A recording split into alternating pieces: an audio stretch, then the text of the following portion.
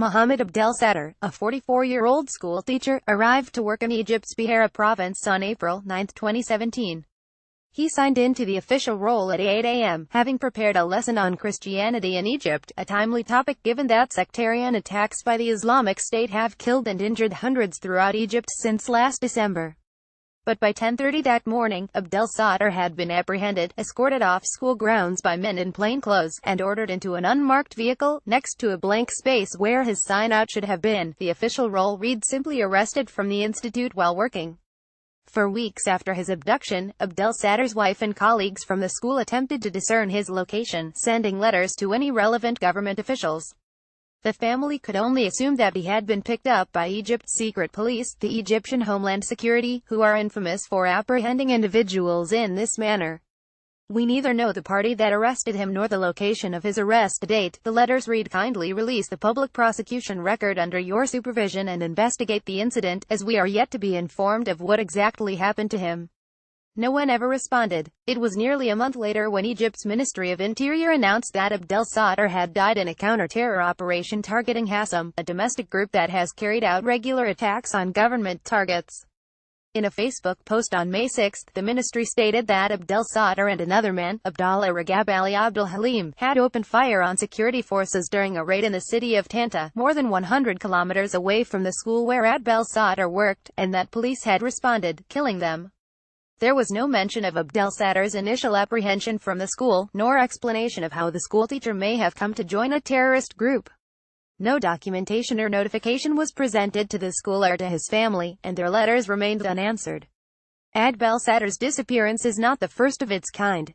In the past year, hundreds of Egyptian citizens have reportedly been forcibly disappeared, victims of Egypt's U.S.-backed war on terror.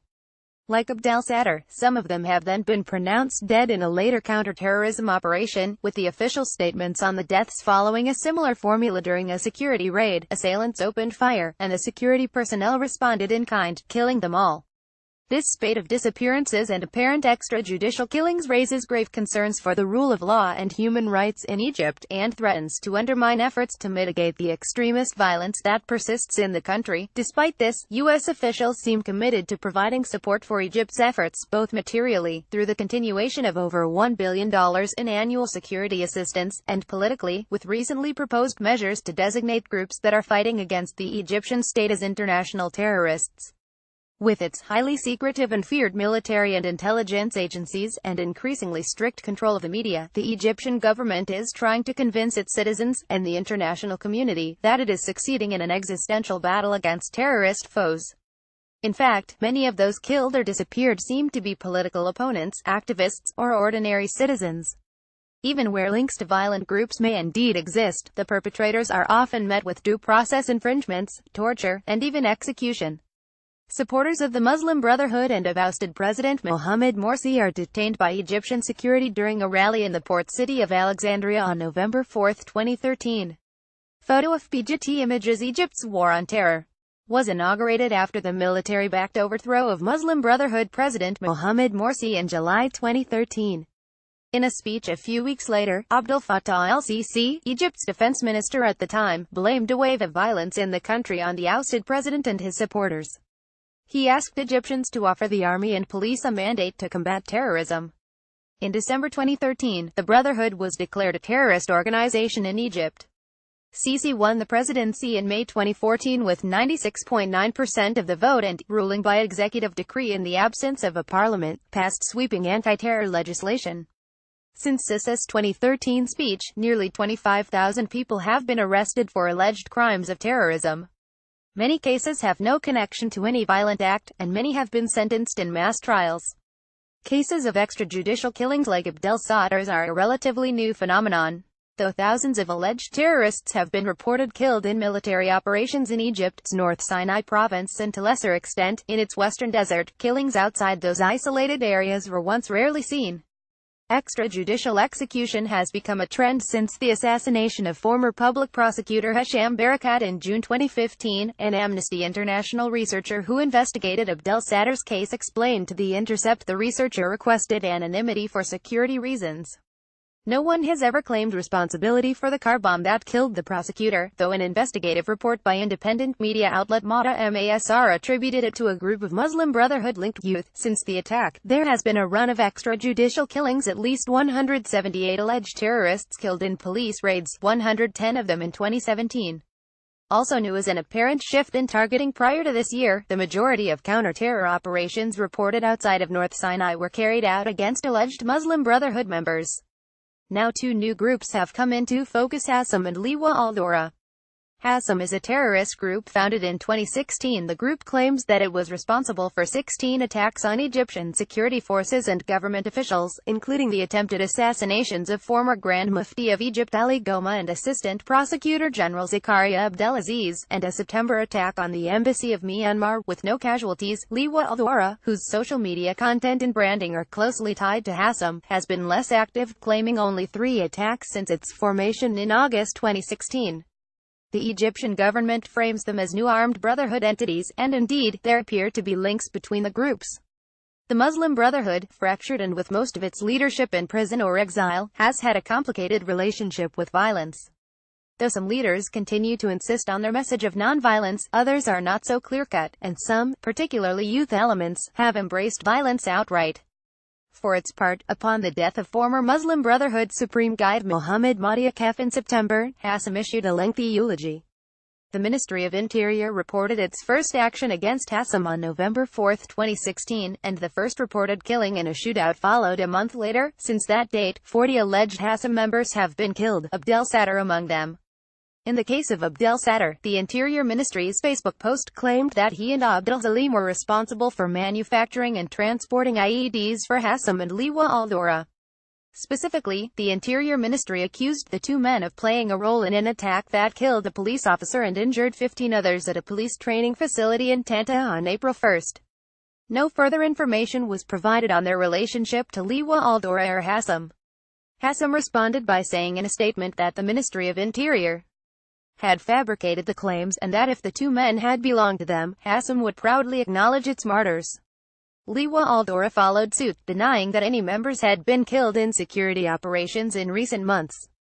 Amnesty International investigated Abdelsatar's case, confirming his apprehension, but the group was unable to track down any official records on his arrest or release.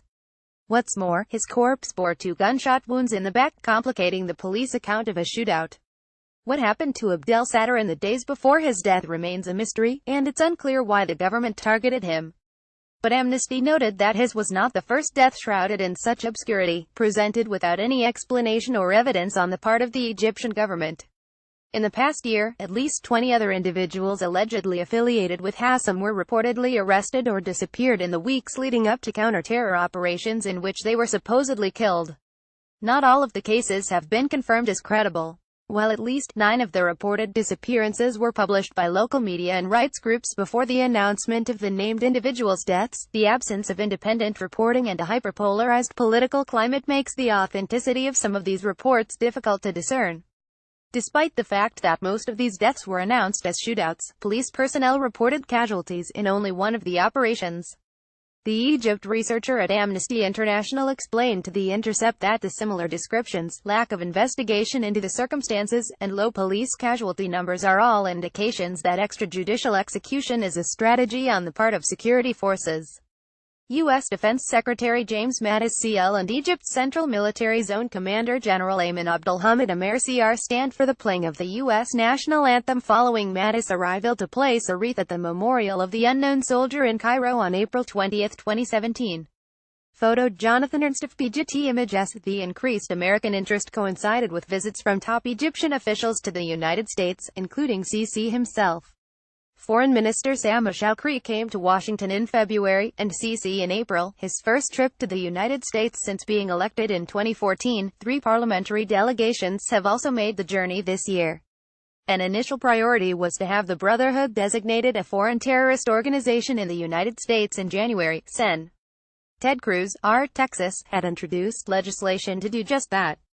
But the bill was dead in the water. Strong arguments had been made against it in the media and inside the Beltway.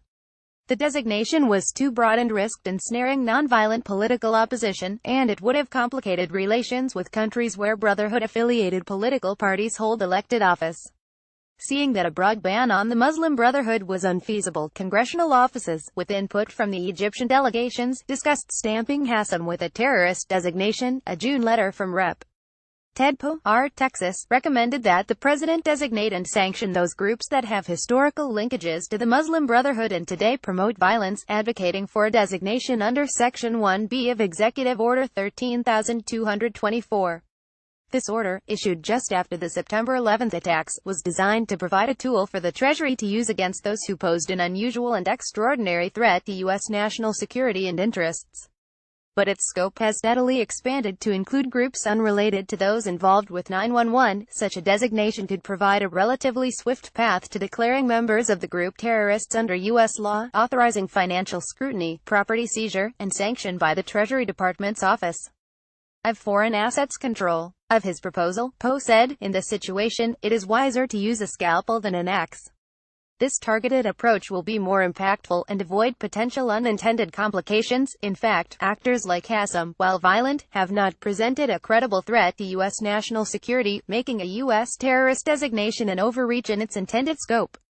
What's more, in order to implement the order, Treasury would need the names of individuals and entities to list, with identifying information, full names, dates of birth, bank account information, and this could open a path to cooperation with Egyptian counterparts to acquire the needed details.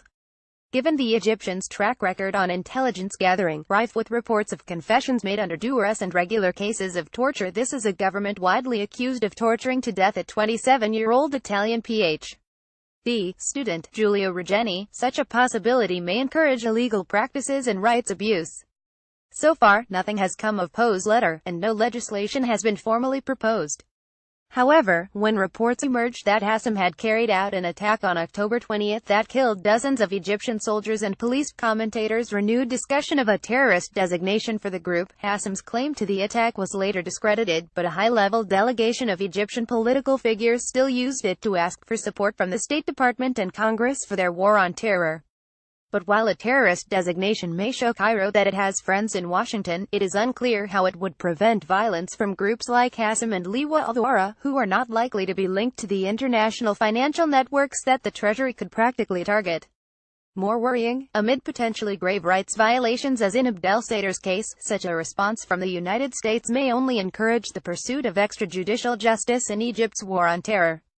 Top photo: Egyptian men partake in a wake for the victims of a terrorist attack in Deir el Garnaus, near Minya, Egypt, May 27, 2017.